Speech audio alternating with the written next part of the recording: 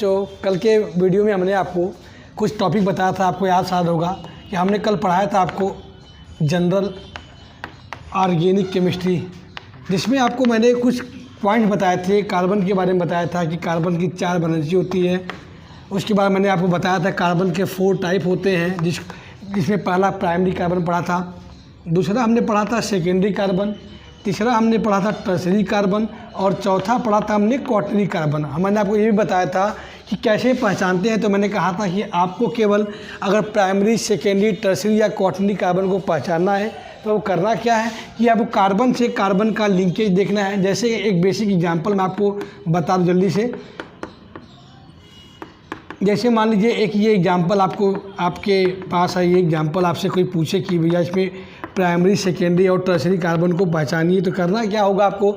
मैंने आपको क्या बताया कि केवल आपको कार्बन से कार्बन का लिंक देखना है। तो देखिए इस कार्बन से केवल एक कार्बन डायरेक्टली लिंक है, इसलिए एग्जाम्पल होगा प्राइमरी कार्बन का। इससे देखिए एक कार्बन, 2 कार्बन, 3 कार्बन, 4 कार्बन है, इसलिए इसे बोलेंगे क्वार्टरी कार्बन बोलेंगे।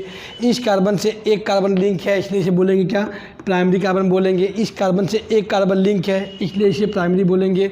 इस कार्बन से एक कार्बन, 2 कार्बन लिंक है, इसलिए बोलेंगे क्या, सेकेंडरी कार्बन बोलेंगे। इस कार्बन से एक कार्बन, 2 कार्बन, 3 कार्बन अटैच है, इस हाइड्रोजन को काउंट नहीं करेंगे, इसलिए बोलेंगे क्या, टर्शरी। इस कार्बन से एक कार्बन अटैच है, इसलिए प्राइमरी हुआ। इस कार्बन से केवल 2 कार्बन अटैच है, सेकेंडरी हुआ। इस कार्बन से एक कार्बन अटैच है, प्राइमरी हुआ। तो यह तो कल बात हमने पढ़ रखा था कि कार्बन क्या होता है, कार्बन के कितने टाइप्स होते हैं। आज बात करते हैं, कुछ और नॉलेज देखते हैं।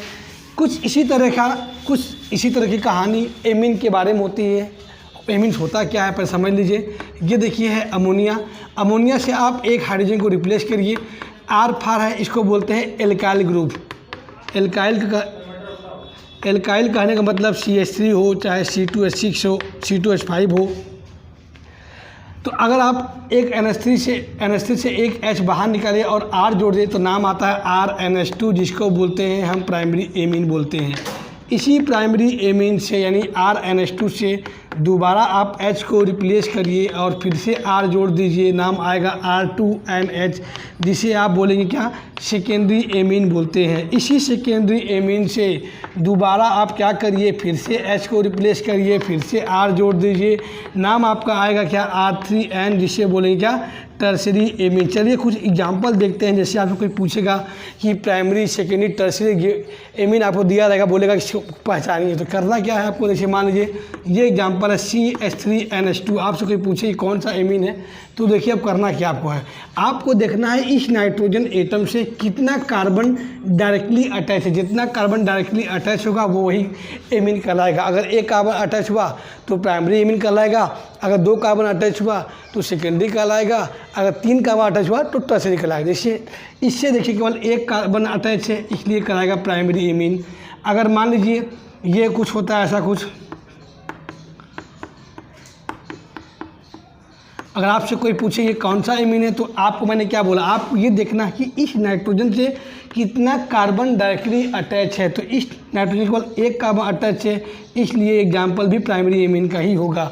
जैसे इसको देखिए, अगर मान लीजिए बेंजीन रिंग का कुछ कहानी कुछ ऐसा हो जाए, कुछ ऐसी कहानी, और आपसे कोई पूछे कि बताइए कौन सा एमीन है, तो देखिए आपको देखना है नाइट्रोजन के साथ देखिए एक कार्बन यहाँ है, एक कार्बन यहाँ है और एक कार्बन ये भी है। तो इस नाइट्रोजन से 1, 2, 3 कार्बन अटैच है, इसलिए एग्जाम्पल किसका बनेगा, टर्शरी एमीन का बनेगा। जैसे मान लीजिए एक एग्जाम्पल ये भी देखा जाए, अगर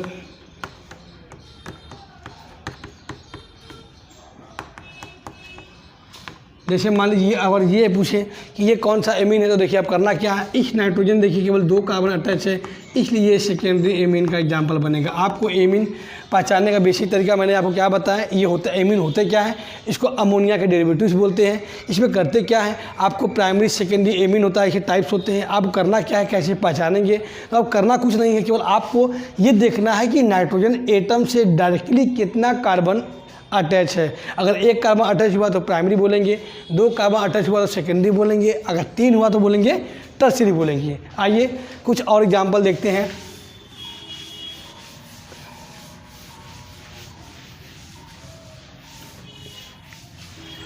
जैसे मान लीजिए एक एग्जाम्पल ये है, आपको ऐसे अगर लिखा जाए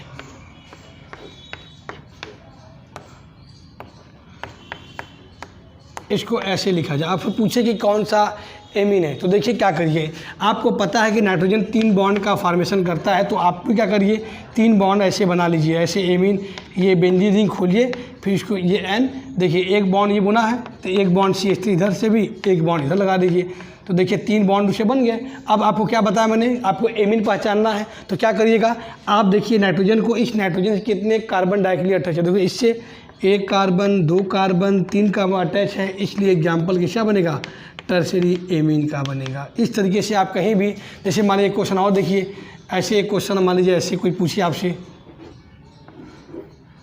आपसे ये पूछे कि ये कौन सा एमीन है, तो देखिए मैं फिर से बताऊं, ये देखिए नाइट्रोजन है, यहाँ जो भी इस तरीके का जो भी लाइन स्ट्रक्चर होता है, तो आप देखिए यहाँ कार्बन है, यहाँ भी कार्बन है, यहाँ भी कार्बन, तो इससे देखिए 1 कार्बन 2 कार्बन 3 कार्बन अटैच है, इसलिए एग्जाम्पल किसका बनेगा, टर्सरी एमीन का एग्जाम्पल बनेगा।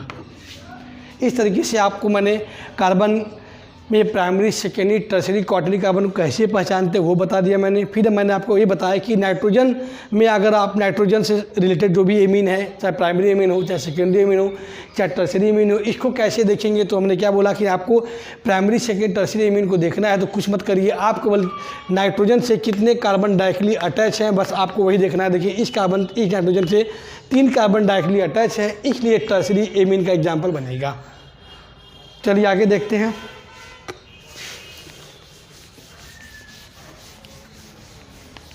चलिए बात करते हैं कुछ और। आज बात करते हैं बेटा मल्टीपल बॉन्ड फॉर्मेशन के बारे में। ज़रूरी है ये मल्टीपल बॉन्ड फॉर्मेशन।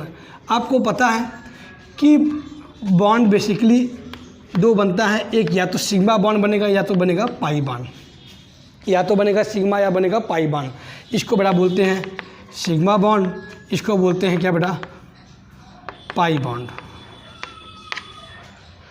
अब कैसे पहचानेंगे सिग्मा पाई, कैसे पहचान, देखिए बेटा इस कार्बन से अब जरा सा कुछ एग्जाम्पल देख लीजिए, आपको क्लियर हो जाएगा।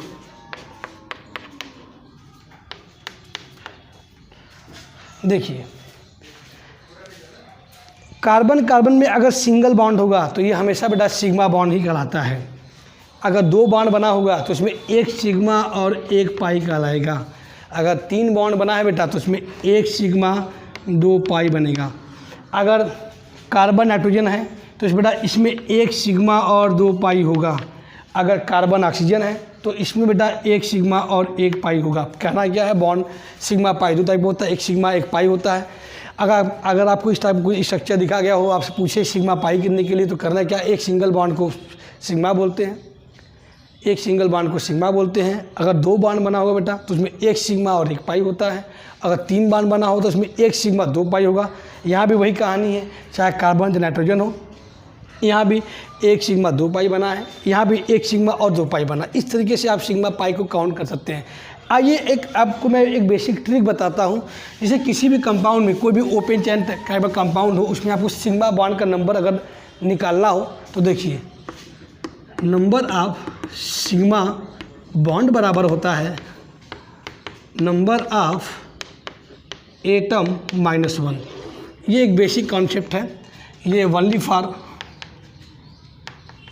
फॉर ओपन चैन स्ट्रक्चर के लिए है। जैसे आपको सिग्मा बॉन्ड कहीं निकालना है, जैसे सपोज करिए मान लीजिए आपके पास एक एग्जांपल है CH4 का, आपसे कोई पूछे how many total sigma bond, तो आप क्या करिए, आपको मैं ट्रिक क्या बताया, नंबर ऑफ एटम -1। देखिए टोटल एटम कितना गिनिए, 1 कार्बन और 4 हाइड्रोजन, 4 1 5, तो 5 एटम हो गया। आपको निकालना क्या है, सिग्मा बॉन्ड निकालना है, तो टोटल एटम 5 हो गए, -1 कर लीजिए, टोटल इसमें 4 सिग्मा होंगे। अगर देखिए स्ट्रक्चर देख लीजिए, ये कुछ ऐसा स्ट्रक्चर इसका होता है। तो देखिए अभी मैंने क्या बोला, एक सिंगल बॉन्ड को सिग्मा बोलते हैं, 1 सिग्मा 2 सिग्मा 3 सिग्मा 4 सिग्मा।